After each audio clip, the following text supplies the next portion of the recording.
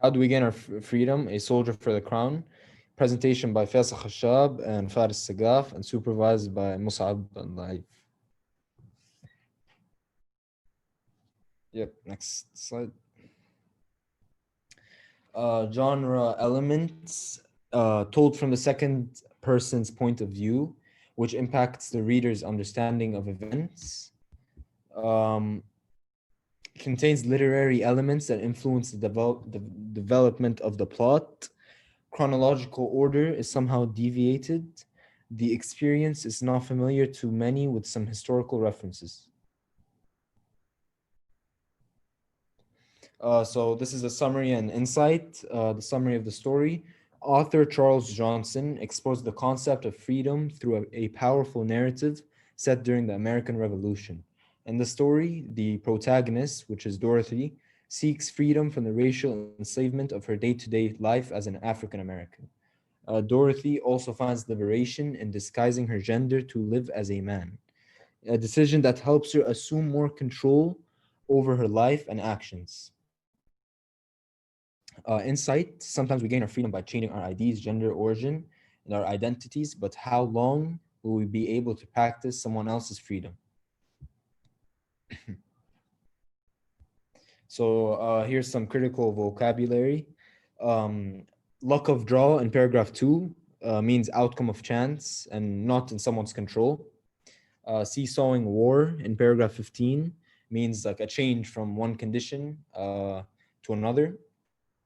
The word regiment in paragraph 14 means unit of an army. Continental Army in paragraph 4 is indicating the name of the American Army, which is the colonists who fought against the British. And bearing arms in paragraph 14 means basically equipping or carrying guns. Okay, first read. Now we're going to be looking at this quotation, when you were still a servant. So how does the statement introduce suspense? So the phrase, when you were still a servant, makes me wonder how the main character escaped slavery. So yeah, the next quotation, but did you win this time? What do these statements make you wonder about what will happen next? But did you win this time makes me wonder what this time refers to, what the main character might have won or lost, and that brings suspense to the audience reading this.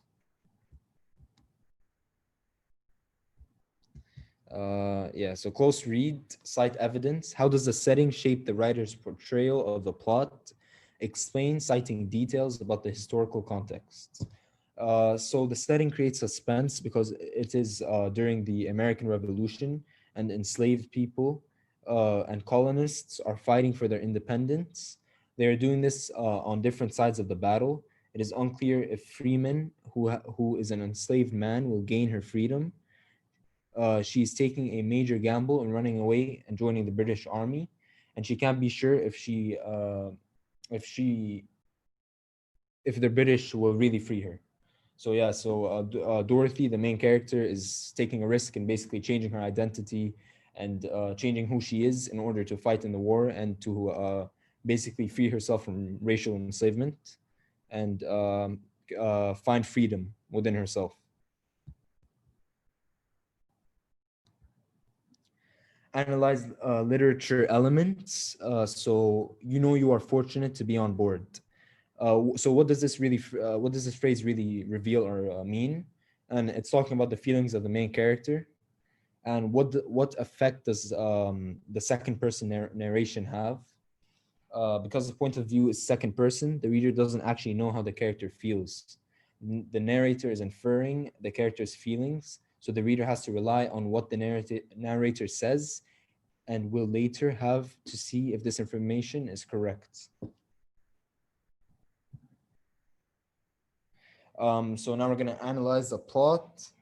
How thrilling, how sweet this business of renaming oneself felt, and that you wanted to toy with 1,000 possibilities.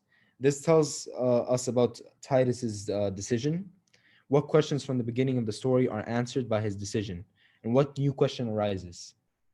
So the decision basically explains how the main character escaped slavery, and why the siblings' parents are not in the story. So we're basically taking a we're basically exploring why Dorothy explained. I mean, why Dorothy escaped her, how she escaped her racial enslavement, and how she found freedom. And it raises the question of what will happen to them. So it creates suspense.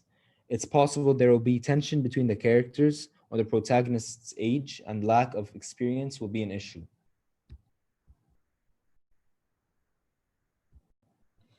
So this is a continuation of analyzing the plot. This quotation, and for now, you will still prefer the adopted name, Alexander Freeman, to the one given you at birth, Dorothy. The surprising truth about the main character is finally revealed with this quotation. Why doesn't the narrator name the main character until the end? What ambiguity about the situation remains? The main character is Dorothy. All along, the reader assumes that the main character is male, so this is a surprise and changes how we feel and understand the character.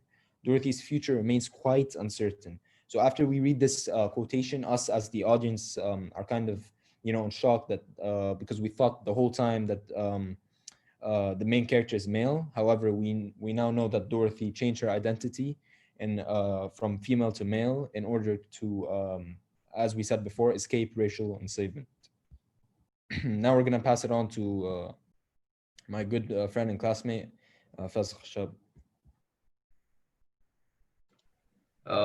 Thank you, Faris, for your wonderful explanation, and I'll be carrying it on from here.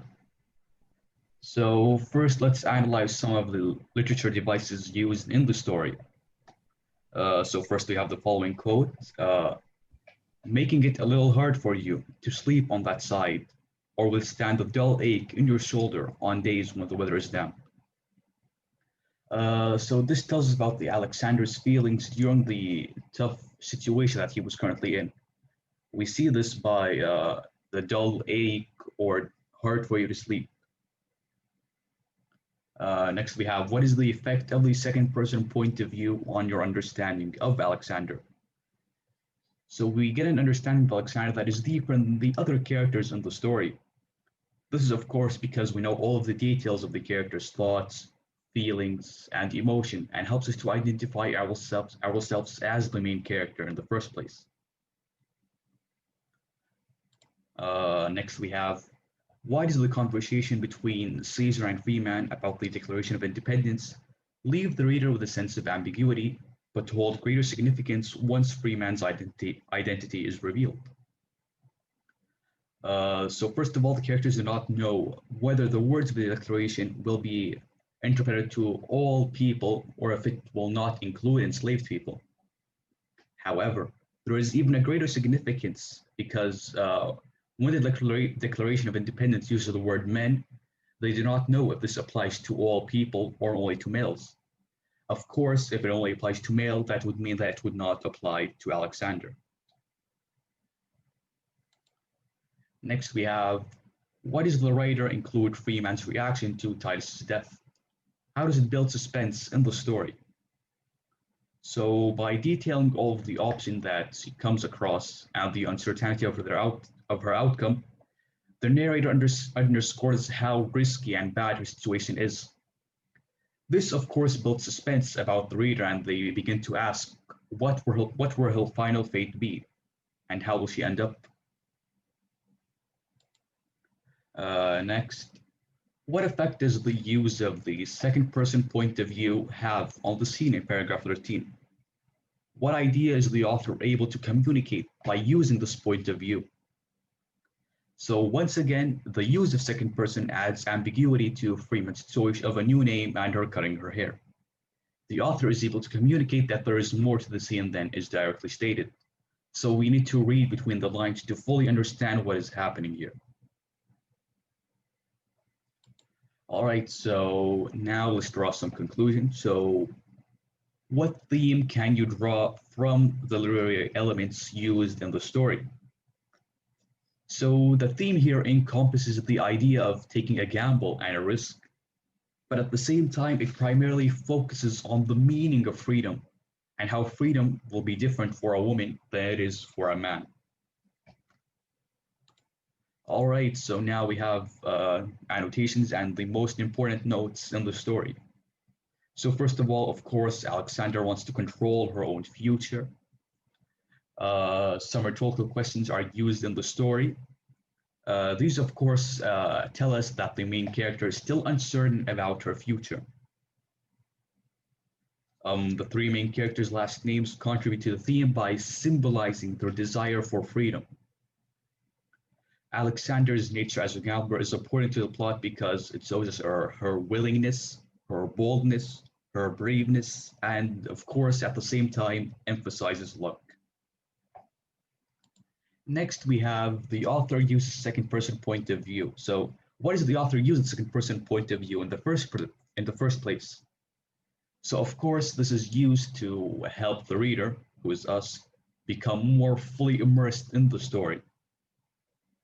Next, we have Alexander was affected by the historical context because she wanted to be willing to take risks to escape to freedom. She had to be determined to survive the hardship of being a slave and a soldier. Next, why does the author tell the story out of chronological order? This is, of course, to create a plot twist. The plot twist, of course, being that Alexander is revealed to be a female instead of a male that we thought he was at the beginning of the story. So that's about it. I would like to thank Mr. Musab for supervising us and providing us with all the resources required to create this presentation in the first place. I'd like to thank you all for listening to our presentation, and I hope you all do well in your exams.